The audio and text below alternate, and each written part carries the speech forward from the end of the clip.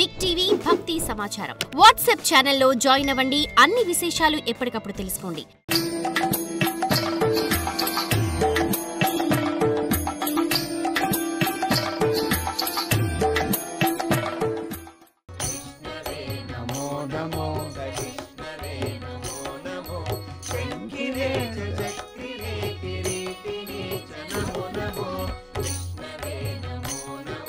విష్ణవే నమో నమో శంకిరే చక్రిరే కిరీటినే నమో నమో.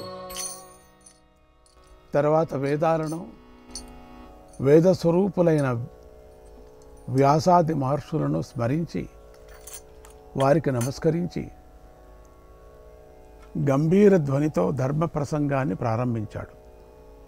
ఆ ప్రసంగంలో దండనీతి శాస్త్రము, వర్ణాశ్రమ ధర్మాలు, రాజ్యపాలన, అర్థశాస్త్రము, యుద్ధోపాయాలు, శకున శాస్త్రాలు, రాజధర్మాలు, చతురంగ బల రక్షణ, పాపాన్ని నిర్మూలించుకునే పద్ధతి, ధర్మదేవత వర్ణన, ధర్మార్థకామ విచారము, శరణాగత రక్షణ, సత్యస్వరూప వివరణ, పురుషార్థాల తారతమ్యం, పంచభూతాల ఉత్పత్తి, ఇలా ఒకటేమిటి ఎన్నెన్నో విషయాలు వచ్చాయి. విష్ణుమంత్ర ప్రభావాన్ని గురించి తెలిపాడు. విష్ణు సహస్రనామాన్ని బోధించాడు. ఆధ్యాత్మ విద్యను బోధించాడు. దాన ప్రాముఖ్యతను తెలిపాడు. అహింసాశక్తిని బోధించాడు. ముక్తి మార్గాన్ని నిరూపించాడు. శాస్త్రజ్ఞానం లేని వాళ్ళు చేయవలసిన సాధనను తెలిపాడు. తత్వోపదేశాన్ని చేశాడు. మోక్షధర్మాన్ని ఉపదేశించాడు. పరమేశ్వరనామ నిర్వచనాన్ని తెలిపాడు. ఉంచవృత్తి మహిమను బోధించాడు. అలా ధర్మసాగరాన్నే యుధిష్ఠిరుడి ముందుంచి, నాయనా ఇప్పుడు నీ బుద్ధి ధర్మంలోనే నడవని కాక నువ్వు దానాలు చేసి యయాతిలా కీర్తిమంతుడివి కాగలవు. ప్రజలను వాత్సల్యంతో పరిపాలించు. కృష్ణ భక్తిని మాత్రం మనస్సు నుంచి పోనీయకు అని బోధించి ఉత్తరాయణం ప్రవేశించగానే మళ్ళీ తన దగ్గరకు రావలసిందిగా ఆజ్ఞాపించాడు. ధర్మరాజు శ్రీకృష్ణుడితో కలిసి హస్తినాపురానికి చేరాడు. కొంతకాలానికి ఉత్తరాయణ పుణ్యకాలం వచ్చింది. పాండవులు, శ్రీకృష్ణుడు, ఋషులు, రాజులు అందరూ భీష్ముడి దగ్గరకు వచ్చారు. భీష్ముడు ధర్మరాజుతోనూ ధృతరాష్ట్రుడితోనూ మాట్లాడాడు. తర్వాత కృష్ణుడి వైపు తిరిగి స్తుతించాడు. భగవన్ దేవేశ, భగవన్ దేవేశ, సురాసుర నమస్కృత,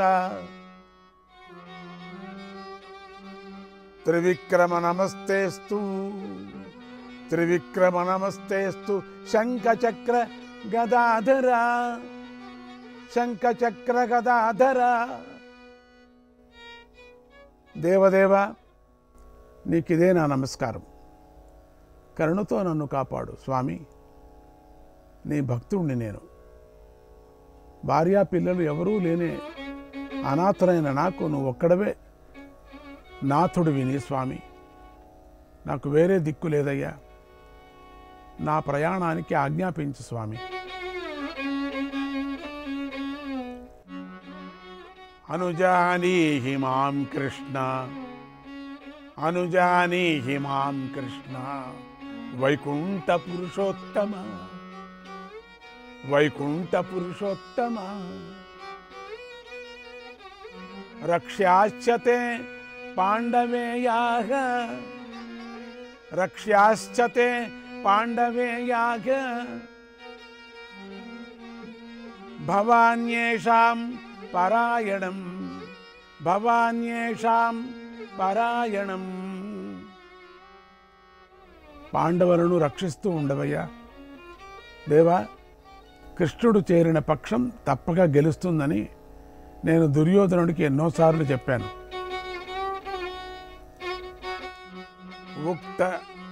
ఉక్తవానస్మి దుర్బుద్ధిం మందం దుర్యోధనం పురా యతః కృష్ణో తతో ధర్మక యతో ధర్మస్తతో జయక యతో ధర్మస్తతో జయక. కృష్ణ మందబుద్ధి దుర్బుద్ధి అయినటువంటి దుర్యోధనుడికి ధర్మం ఎటు ఉంటే అటు జయం ఉందని చెప్పాను. కానీ అతడు నా మాటలు వినలేదు. చివరకు అసహాయుడై స్వర్గాన్ని చేరాడు. స్వామి, నీ వాస్తవ స్వరూపాన్ని నేను ఇంతకు ముందే తెలుసుకున్నాను. వ్యాసమహర్షి ఒకప్పుడు నరనారాయణులు కృష్ణార్జునులుగా అవతరించారని నాకు ఉపదేశించాడు. నువ్వు శ్రీమన్నారాయణుడివే స్వామి, నీకిదే నా నమస్కారం. లేచి నుంచొని సాష్టాంగ వందనం కూడా చేయలేని నిశ్శక్తుణ్ణి, నన్ను క్షమించి కరుణించవయ్యా కృష్ణ అని ప్రార్థించాడు. అప్పుడు కృష్ణుడు తడిసిన అటువంటి కళ్ళతో భీష్ముడిని చూస్తూ ఇలా అన్నాడు, ఓ పుణ్యపురుష, నువ్వు పరమ పవిత్రమూర్తివి. నీవు ఆవగించంతైనా పాపం అంటలేదు. నీ పితృభక్తి చాలా గొప్పది. అందుకే మృత్యువు సేవకుడిలా చేతులు జోడించి నీ దగ్గర నుంచున్నాడు. ఇక నేను నీకు అనుజ్ఞ ప్రసాదిస్తున్నాను, తిరిగి వసూలులో ప్రవేశించు అని అనుగ్రహించాడు. భీష్ముడు చాలా సంతోషించి అక్కడ చేరిన వారందరినీ ఒకసారి చూసి, మీరందరూ నాకు అనుమతి ఇవ్వండి అని చెప్పి వారందరినీ విడివిడిగా దగ్గరను తీసుకొని కౌగలించుకొని, ఇకపై మీ అందరూ అహింసా సత్యవ్రత పారాయణులే జీవితాన్ని నడిపించండి అని హితాన్ని ఉపదేశించాడు. తర్వాత ధర్మరాజు వైపు చూస్తూ, నాయన, విప్రులు ఎప్పటికీ పూజ్యులు, విశేషించి ఋత్విజులు, ఆచార్యులు, గురువులు, వృద్ధులు పూజనీయులు అని మరిచిపోకు అని ఉపదేశించి మౌనాన్ని వహించాడు.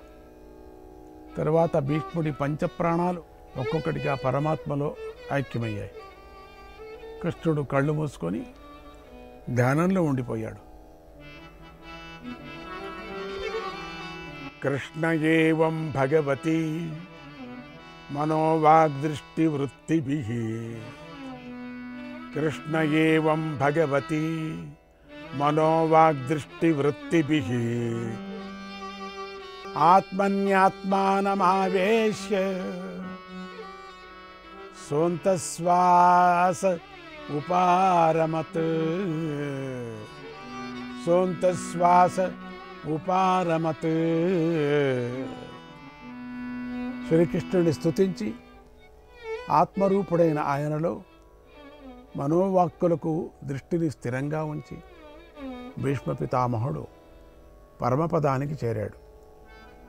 భక్తితో నిండిన ఈ భీష్మ చరిత్రను విన్న మీకు కూడా చెదరని భక్తి యోగ సిద్ధి కలుగుగాక అని ఆశీర్వదిస్తూ, ఓం నమో నారాయణ, ఓం నమో నారాయణ.